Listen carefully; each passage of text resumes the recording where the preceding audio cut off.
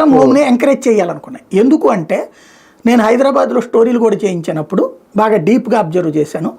ఒక సాఫ్ట్వేర్ కంపెనీకి, ఒక కంప్యూటర్లతో నడిచేటటువంటి కంపెనీలకి 30-40% మెయింటెనెన్స్ కాస్ట్ అవుతుంది.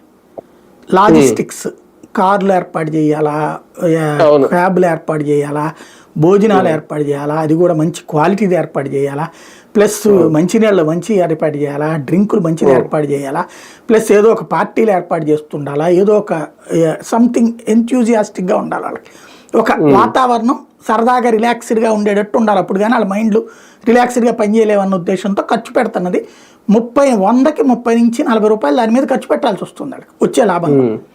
కాబట్టి అదే వర్క్ ఫ్రమ్ హోమ్ అయితే ఇందులో 40 రూపాయలు తగ్గుతుంటే 10 రూపాయలు వీళ్ళకి అడిషనల్ ఇస్తున్నారు. అది ల్యాప్టాప్ ఇవ్వడమా, లేకపోతే ఇంకొక ఫెసిలిటీనా. పైగా పనిని మామూలుగా ఆఫీస్లో 8 గంటల పని అంటే 2 గంటలు పైన గడిచిపోతుంది.